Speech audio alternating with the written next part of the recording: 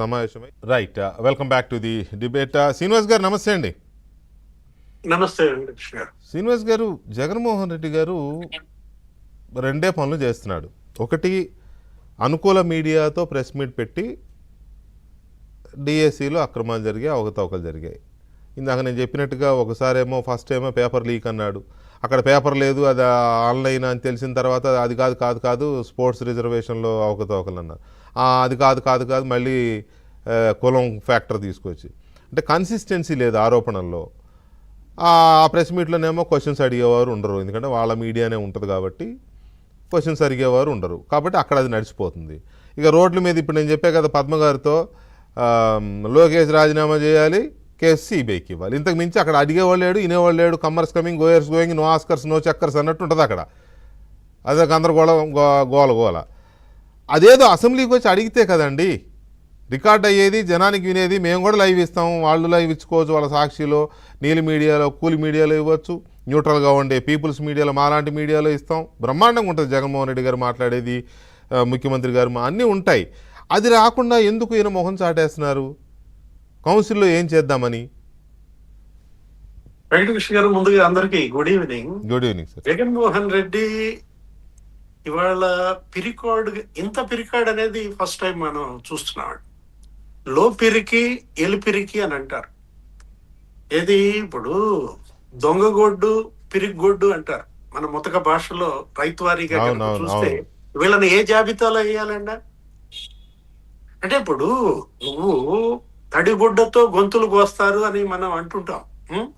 11 నియోజకవర్గాల గొంతు కోసాడండి జగన్మోహన్ రెడ్డి.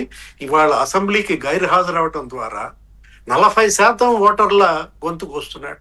ఆయనకు ఓటేసినటువంటి ఓటర్లు బుద్ధి తక్కువై ఈ పార్టీకి ఓటేశాం అనిపిస్తున్నాడు.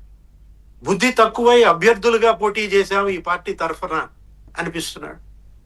అంటే 1951 ప్రజా ప్రాతినిధ్య చట్టం ఇవాళ సవరణ చేయాలా? పీపుల్స్ రిప్రజెంటేటివ్ యాక్ట్కి ఇవాళ సవరణ చేయాల్సిన పరిస్థితి, దాన్ని తిరగరాయాల్సిన పరిస్థితి అండి. శాసనసభకి ఎన్నికై గైర్హాజరవుతున్న వ్యక్తి పార్టీ ఫస్ట్ టైం దేశ చరిత్రలో చూస్తున్నాం. 2 ఏళ్ళు అవుతుందండి. అసలు దీని మీద కదా ప్రజా ప్రయోజన వ్యాజ్యం వేయాల్సింది వెంకటకృష్ణ గారు. ఈ ఎమ్మెల్యేల మీద కదా పిల్ వేయాల్సింది. అక్కడ ఉన్నటువంటి ఓటర్లు, ఓటేసినటువంటి వాళ్ళు. నేను నీకు ఓటేస్తే నా వాయిస్ నువ్వు సభలో వినిపించకుండా నన్ను మోసం చేస్తావా? ఇది మోసం కాదా? ఇది ద్రోహం కాదా? ఎవరికి జగన్మోహన్ రెడ్డి ఆ పార్టీ మోసం చేస్తోందండి? ఓటేసిన 40% ఓటర్లక? అంటే చీటర్స్ పార్టీగా, ట్రైటర్స్ పార్టీగా ఇవాళ వైఎస్ఆర్ కాంగ్రెస్ పార్టీ శాసనసభ మీకు తెలుసు వెంకటకృష్ణ గారు, ఇవాళ ఒక్కొక్క నిమిషం ఖరీదు అసెంబ్లీ 10,000 రూపాయలు, కౌన్సిల్ ఖర్చు 5,000 రూపాయలు. అంటే గంటకి 8 లక్షలు అవుతుందండి. అంటే అటు 2 సభల నిర్వహణకి ఒక 150 కోట్ల బడ్జెట్ చట్టసభల నిర్వహణకి. అంతేకాదు ఈ బాధ్యత లేని వ్యక్తులను ఎన్నుకోవడానికి ఎలక్షన్లకైనా ఖర్చు ఎంత? 1000 కోట్లు. మరి అంటే ఆ మొత్తం డబ్బంతా దుర్వినియోగమా? నేను అంటోంది అదే. ఇతనికి అసెంబ్లీ అంటే చులకన, ఇతనికి కోర్టులు అంటే చులకన, చట్టం అంటే చులకన, ప్రజాస్వామ్యం అంటేనే చులకన. ఒక మాయని మచ్చగా మారాడు వెంకటకృష్ణ గారు. ఇండియన్ డెమోక్రసీకి ఈ పార్టీ ఒక కళంకంగా మారింది. దేశంలో ఎన్ని రాష్ట్రాలు లేవండి? ఏ రాష్ట్రం పొద్దుైనా ఇలా పొడిచిందా? కరుణానిధి 23 సీట్లే వచ్చాయండి. 23 సీట్లతో కరుణానిధి పోరాటం చేశాడు జయలలిత పైన. మొన్న చంద్రబాబు నాయుడు గారు చేయలేదా? 23 సీట్లతో 23 లాగేసినా కూడా చేశాడు కదా.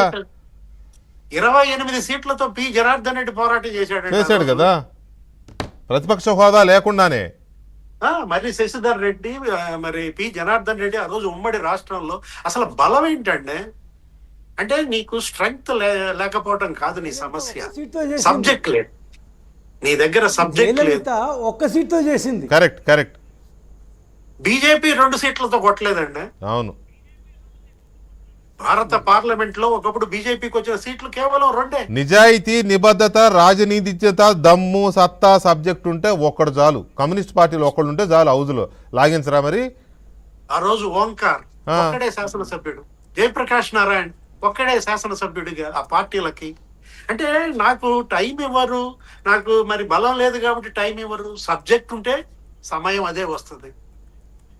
నీ దగ్గర సబ్జెక్ట్ లేదు, సబ్జెక్ట్ లేకపోగా అసలు స్పేస్ లేదండి. ఇవాళ ఆంధ్రప్రదేశ్ లో ఈ పార్టీకి స్పేస్ లేదన్నమాట. కాదు శ్రీనివాస్ గారు, బొత్స సత్యనారాయణ గారు అంటారు ముఖ్యమంత్రికి ఎంత సమయం ఇచ్చారో జగన్మోహన్ రెడ్డికి అంత సమయం ఇవ్వాలి. హౌ? అంత సీనియర్ లీడర్ కదా ఆయన. ఆయన ఎలా అడుగుతున్నారో మరి జగన్మోహన్ రెడ్డి అడగమన్నారో ఈయన అడుగుతున్నారో ప్రశ్న బయటకు వచ్చి మాట్లాడమన్నారో అది ఎలా సాధ్యం? అది ప్రతిపక్ష నాయకుడిగా నిజంగా ప్రతిపక్ష నాయకుడి హోదా ఉన్నా కూడా ముఖ్యమంత్రి అంత సమయం రాదు. అసలు సమయం ఇస్తారో ఇవ్వరో తెలియదు ఎప్పుడండి. వస్తే కదా. నువ్వు సభకి వెళ్తేగా. కరెక్ట్. అంటే నువ్వు సభకి వెళ్లకుండానే నీకు ఇంత సమయం ఇస్తామని బాండ్ పేపర్ మీద స్పీకర్ రాసి ఇవ్వాలా? రాసివ్వాలి. ఆయన అడిగేది అది. ఇదెక్కడి విడ్డూరు. ఇట్లాంటి పార్టీని ఫస్ట్ టైం చూస్తున్నామండి. తడి గుడ్డతో గొంతులు కోస్తాడని తెలుసు కానీ ఈ విధంగా నియోజకవర్గాల గొంతు కోస్తాడని, ఓటేసిన ఓటర్ల గొంతు కోస్తాడని ఫస్ట్ టైం చూస్తున్నామండి. వాళ్ళ ప్రజలు చైతన్యవంతులు. మీరు అన్నారు ఇందాక కూడా ఏమని, ఇప్పటి వరకు ఈ 11 నియోజకవర్గాల ప్రజలు ఆ ఎమ్మెల్యేల ఇళ్ల దగ్గర ఎందుకని గెరావ్ చేయలేదు. ముట్టడించాలి మొన్న పార్లమెంట్ని, లేకపోతే నిన్న జార్ఖండ్లో విధాన సౌధని ముట్టడించినట్టు జంజీలు ముట్టడించాలి. నాట్ ఓన్లీ వైసీపీ ఎమ్మెల్యేలు, సరిగ్గా పనిచేయని ఎమ్మెల్యేలు ఎవరున్నా వాళ్ళ ఇళ్ళ దగ్గరికి వెళ్ళి ముట్టడించాలి.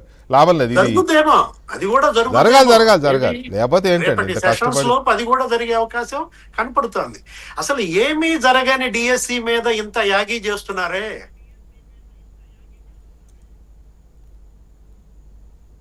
అవును, రైట్. పద్మ గారు, ఇక్కడ ఒక విషయం ఏంటంటే